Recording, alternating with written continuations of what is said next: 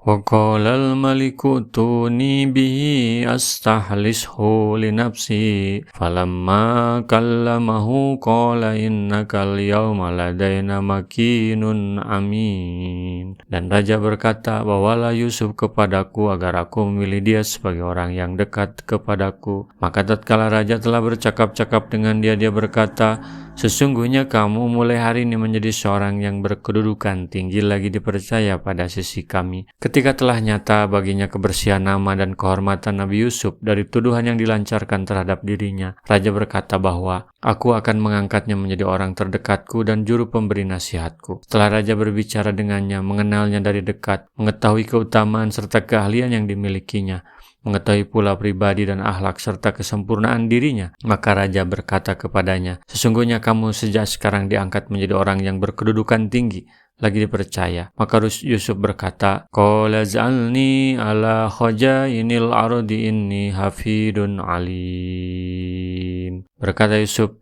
jadikanlah aku bendaharawan negara Mesir, sungguhnya aku adalah orang yang pandai menjaga lagi berpengetahuan. Yusuf memuji dirinya. Hal ini diperbolehkan jika lawan bicara tidak mengetahui perihal dirinya karena sesuatu yang penting. Yusuf menyebutkan bahwa dirinya orang yang pandai menjaga, yakni seorang bendaharawan yang dapat dipercaya lagi berpengetahuan, yakni mempunyai ilmu yang luas dan pengalaman yang mendalam dalam pekerjaan yang ditanganinya. Yusuf meminta pekerjaan itu karena ia memiliki pengetahuan yang menguasai bidang tersebut dan ia dapat menanganinya serta akan membawa kemaslahatan bagi manusia. Sesungguhnya Yusuf meminta kepada raja agar mendudukannya di jabatan kebendaharaan negara yang saat itu bermarkas di piramida-piramida sebagai lumbung tempat pengumpulan bahan makanan guna menghadapi musim paceklik mendatang yang diberitakan olehnya. Dengan demikian, Yusuf alaihissalam dapat mengaturnya dengan cara yang hati-hati, baik dan tepat. Dan ternyata permintaannya itu dikabulkan sebagai kehormatan buatnya. Wa kadzalika makanna li Yusufa fil ardh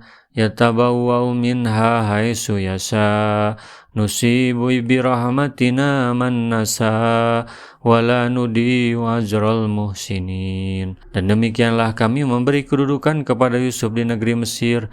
Dia berkuasa penuh pergi menuju kemana saja ia kehendaki di bumi Mesir itu.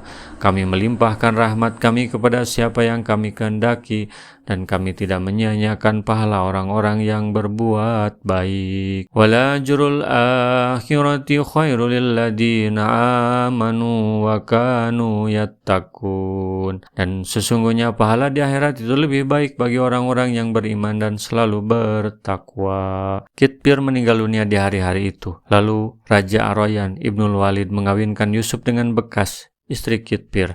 Ketika istri tersebut masuk kamar Yusuf, maka Yusuf berkata kepadanya, bukankah ini lebih baik daripada apa yang kau inginkan dahulu? Zulaiha berkata kepada Yusuf, hei orang yang dipercaya, janganlah engkau mencelaku. Sesungguhnya aku seperti apa yang kau lihat sendiri adalah seorang wanita yang cantik jelita, lagi bergelimang di dalam kemewahan kerajaan dan duniawi. Sedangkan bekas suamiku dahulu tidak dapat menggauli wanita. Dan keadaanmu seperti apa yang dijadikan oleh Allah dalam keadaan demikian ganteng dan tampannya, sehingga membuatku tergoda karenanya. Diriwayatkan oleh Ibnu Ishaq dan banyak lagi yang meriwayatkan. Mereka menduga bahwa ketika Yusuf menggaulinya, menjumpainya dalam keadaan masih perawan dan melahirkan anak darinya dua orang lelaki, yaitu Ibrasim ibnu Yusuf dan Maisa ibnu Yusuf. Lalu Ibrasim melahirkan Nun, orang tua Yusa ibnu Nun, dan Rahmah, istri Nabi Ayub alaihissalam. Al-Fudail ibnu Iyad mengatakan bahwa istri Al-Ajid berdiri di pinggir jalan saat Yusuf sedang lewat. Lalu ia berkata, segala puji bagi Allah yang telah menjadikan budak seorang raja berkat ketaatannya, dan raja menjadi budak karena kedurhakaannya.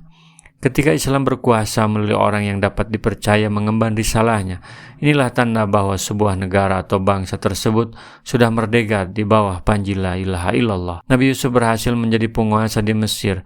Ini artinya Islam bisa ditegakkan. Mesir telah merdeka dengan perantara seorang manusia bernama Yusuf alaihissalam. Inilah Putuh Mesir, sebuah kemenangan Islam tanpa pertumpahan darah, sebuah strategi taktik dan politik tingkat tinggi yang Allah ajarkan kepada umat ini. Teman Quran, sebangsa tanah dan sebangsa air. Dari episode ini kita bisa belajar bahwa seorang budak bisa menjadi raja karena ketakwaannya, karena kesabarannya, karena ketaatannya kepada Allah, sehingga dia tidak mau melanggar, mengikuti godaan hawa nafsu Zulaiha, seorang perempuan cantik yang menggodanya. Tapi dia kuat, dia bertakwa, menjaga diri. Itulah okenya takwa, di mana dengan ketakwaan seorang budak bisa jadi raja dan seorang raja bisa jadi budak. Demikian kata Zulaiha. Diriwayatkan oleh para ulama bahwa okenya takwa, seorang budak bisa jadi raja, sebaliknya tanpa takwa seorang raja bisa jadi budak. Inilah pelajaran kepada kita, pentingnya ketakwaan dalam hidup kita. Bagaimana menurut teman-teman? Apa pelajaran dari episode ini? Semoga bermanfaat. Assalamualaikum warahmatullahi wabarakatuh. Rasulullah SAW bersabda, baligu anni walau ayatan, sampaikan dariku meskipun satu ayat. Mari kita sebarkan jalan kebahagiaan dengan like, share, dan subscribe channel ini.